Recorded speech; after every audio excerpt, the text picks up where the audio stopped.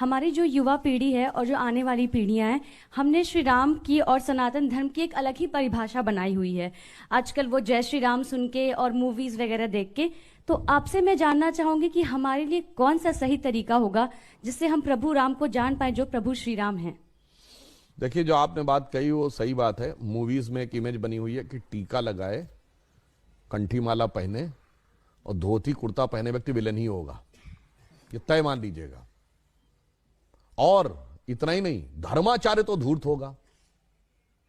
इतना ही नहीं, प्रोफेसर मजाक का पार्ट होगा। पढ़ने लिखने वाला छात्र बेवकूफ होगा, वो चतुर महालिंगम होगा। और क्लास बंक करने वाला इंटेलिजेंट होगा। पॉकेट मारने वाला व्यक्ति जो होगा वो तो उदार होगा, क्योंकि वो चोरी करके बांट रहा होगा। ठीक। और जो बिजनेसमैन है या जो नौकरी कर रहा, वो बेवकूफ टाइप का दिखाया जाएगा, वो जिंदगी की दौड़ में पिछड़ता दिखाया जाएगा। अरे बहुत सारी चीजें दिमाग में भरी गई हैं फिल्मों में। ये बताइए, ये फौजी के डिसिप्लिन का मजाक उड़ेगा। हर हिंदी फिल्म में साउथ इंडियन मजाक का पार्ट होगा। हम लोग के जन्म के आसपास के जमाने की फिल्म वो कौन सी थी, पड़ोसन, मास्टर पिल्लई, एक चतुरनार करके सिंगार, वो भी मजाक के पार्ट होंगे। और अभी इधर कौन सी फिल्म थी, इसमें खजाना खोजने के लिए जाते हैं, जिसमें वो कहता है कि गोवा तक पहुंचने के लिए कितना टाइम लगेगा। उसने कहा जब तक नाम बताऊंगा तो बता देगा, श्रीनिवास, वेंकटेश, फलाना, अय्यर। उसका ही मजाक। भाई ये क्या है, उत्तर दक्षिण में लड़ाना है। हर फिल्म में सरदार मजाक का पार्ट होगा।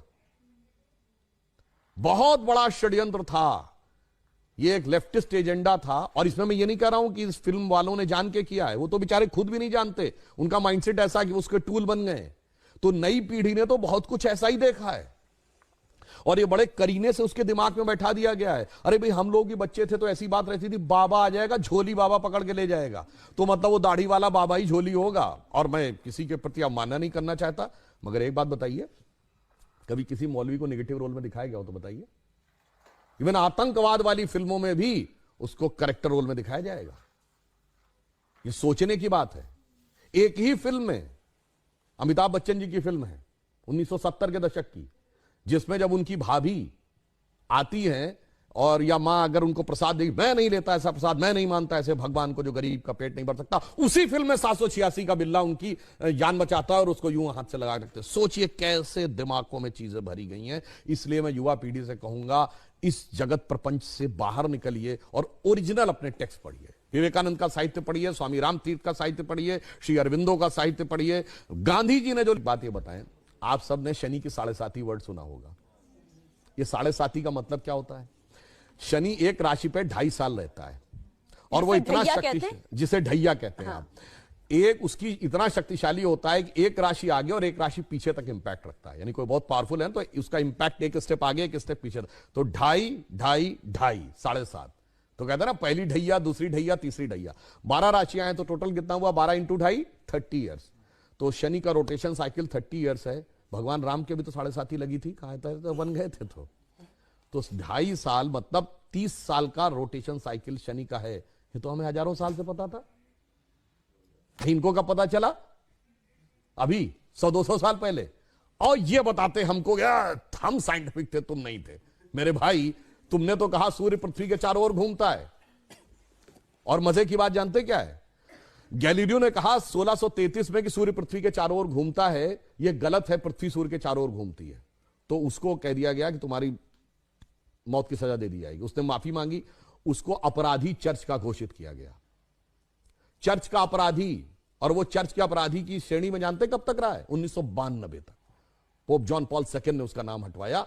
वरना जिस जमाने में स्पेस में सैटेलाइट पहुंच गया, आदमी 69 में चांद पहुंच गया, और तब तक वो इस बात के लिए दोषी था। मगर कोई नहीं कहता उनसे कि आपके धर्म में कोई आपत्तिजनक बात लिखी हुई है, इसे हटाने की आवश्यकता है। मगर जहां सबसे साइंटिफिक बातें लिखी हैं, वहां पे लोग कहते हैं कि इसमें हटाने की आवश्यकता, उसको हटा। इस षड्यंत्र को समझना चाहिए। इस षड्यंत्र को आप भली भांति समझें तो आपको समझ में आएगा कि जो सभ्यता सर्वाधिक उदार है, उसी सभ्यता के साथ सबसे अधिक छल किया जाता है, जिसे हम कहना चाहेंगे आजादी का अमृतकाल है। तो हम कहते थे ना, हो गए हैं स्वप्न सब साकार, कैसे मान ले हम, टल गया सर से व्यथा का भार, कैसे मान ले हम। राष्ट्र को है लोग भूले, स्वार्थ है युग मंत्र सारा, वर्ग जाति विभेद की अब बह रही है कलुष धारा। इस अमा के तिमिर को, यानी अमा अंधकार, तिमिर मतलब अंधकार, रात्रि के अंधकार को अब अरुणिमा क्या मान ले हम, टल गया सर से व्यथा का भार कैसे मान ले। और आगे की लाइन सुनिए, वो महत्वपूर्ण है। वेशवाणी तत्व दर्शन दूसरों से यह सभी ले, विकृति को हम ग्रहण करते निज प्रकृति को आज भूले। इस विदेशी नकल को अब अस्मिता क्या मान ले हम, हो गए हैं स्वप्न सब साकार कैसे मान ले हम। इसीलिए मोदी जी ने क्या कहा है, अमृत काल के जो 5 प्रण हैं उनमें पहला है भारत को विकसित राष्ट्र बनाना है, दूसरा है गुलामी की मानसिकता के हर प्रभाव से अपने को मुक्त करना है, और तीसरा है अपनी विरासत पे गर्व करना है। इसीलिए गुलामी की इस मानसिकता से बाहर निकलिए तो नया भारत दिखेगा, जिसके लिए हम कह सकते हैं कि स्वप्न देखा था कभी वो आज हर धड़कन में है और एक नया भारत बना।